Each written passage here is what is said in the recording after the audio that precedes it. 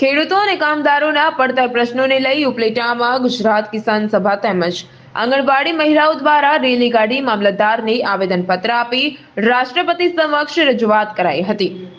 દેશમાં હાલ ખેડૂતો અને કામદારો પોતાના હક અને અધિકાર માટે કેન્દ્ર સરકાર સમક્ષ આંદોલનના માર્ગે જઈ રહ્યા છે। ઘણા સમયથી ખેડૂતો અને કામદારો મજૂરોની પડતર માંગો સરકારે વાયદા કરીને પણ પૂરી કરી નથી। આ ખેતી પ્રધાન દેશમાં ઘણા ખેડૂતો તેમજ મજૂરોની રોજગારી ફક્ત ખેતી ઉપર હોય છે। હાલના સમયમાં ખેડૂતો અનેક સમસ્યાઓથી ઘેરાયેલા છે, જેમાં અતિવૃષ્ટિ, વાવાઝોડા, કમોસમી વરસાદ તેમજ કુદરતી આફતોથી ખેડૂતોને ખૂબ મોટી નુકસાની વેઠવાનો વારો આવે છે।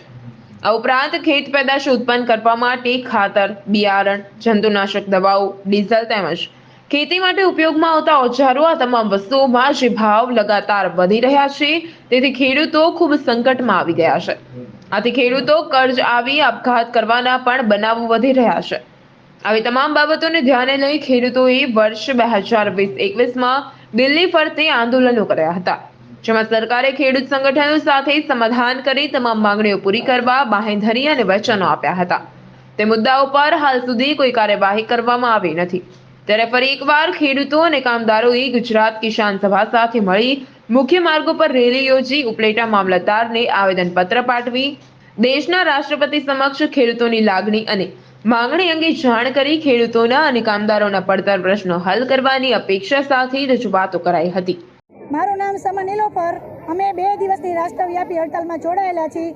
અમારી મુખ્ય માંગ છે કે અમને પહેલાં તો કાયમી કરો, 20,000 પગાર આપો, હેલ્પરને 10,000 ને અમને 20,000। અને અમારી કાયમી માંગ એવી છે કે અમને છે ને કાં રજિસ્ટરમાં કામગીરી કરાવો ને કાં મોબાઈલની કામગીરી કરાવો।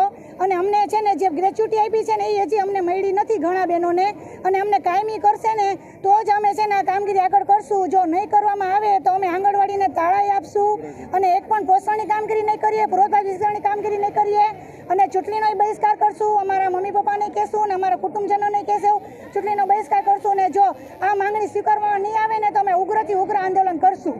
અને જો કેન્દ્ર સરકાર 2018થી અમને કાંઈ આપે નહીં તો અમારું એને સાંભળવું પડે। અમે પાયાની કામગીરી કરીએ છીએ। રાષ્ટ્રવ્યાપી હડતાલમાં જોડાણા છે તો મારે સરકારને કહેવું છે કે અમે જે આંગણવાડીમાં કામ કરીએ છીએ એ દરેક કાર્યમાં અમે જોડાઈએ છીએ। અમે બાળકોને આખા ભારતને કુપોષણમાંથી દૂર કરવાનું પાયાનું કામ કરીએ છીએ।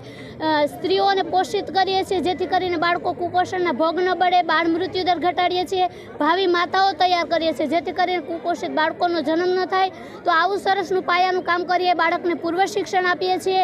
અને આટલું પાયાનું કામ કોઈ પણ કામગીરી સરકારની હોય, આરોગ્ય ખાતે અમે જોડાયેલા છે તો આરોગ્યની સેવાઓ પૂરી પાડીએ છીએ। જો આટલી બધી સેવાઓ પૂરી પાડતા હોય તો પછી દેશના પટાવાળા કરતાં પણ જો અમારો પગાર ઓછો હોય તો એ વ્યાજબી નથી। એટલે સરકારે અમને લઘુત્તમ વેતન આપવું જોઈએ, અમને કાયમી નોકરીમાં કરવા જોઈએ, નહીં તો પછી અમે ઉગ્ર આંદોલન કરશું અને ચૂંટણીનો બહિષ્કાર કરશું। અમે અમારા પરિવારજનો બધા જ બહિષ્કાર કરશું અને મોદી આ વિશે જલ્દીથી જલ્દી નિર્ણય કરે એવી અમારી આશા છે।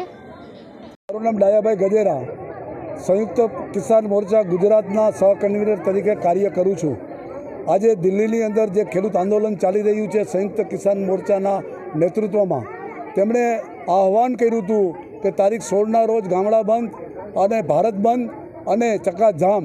અમે રાજકોટ જિલ્લાના ઉપલેટામાં કાર્યક્રમ કર્યો છે અને આ કાર્યક્રમથી સરકાર સમક્ષ માંગ કરી છે કે સરકારે 2021માં ખેડૂતો સાથે કરેલ સમાધાનનો અમલવારી કરી નથી, એ અમલવારી કરે, ખેડૂતોને ટેકાના ભાવ માટેનો કાયદો બનાવે, ખેડૂતોના કરજા નાબૂદ કરે, ખેડૂતો અને ખેતમજૂરોને પેન્શન આપે, વીજળીનું ખાનગીકરણ બંધ કરે અને ખેડૂતોના જે કહેવાતા અનેક પ્રાણ પ્રશ્નો છે એ બાબતે સરકાર ખેડૂતોને આપે।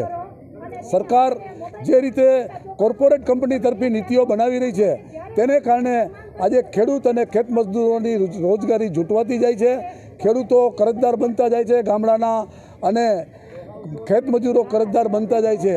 આ તમામમાં આજે આપઘાતનું પ્રમાણ વધી ગયું છે અને વધી જવા પાછળનું મુખ્ય કારણ છે એ ખેડૂતોને જે ટેકાના ભાવ મળવા જોઈએ, સ્વામિનાથન સમિતિએ જે ભલામણ કરી હતી અને એના ટેકાના ભાવ મળવા જોઈએ એની સરકાર અમલવારી કરતી નથી।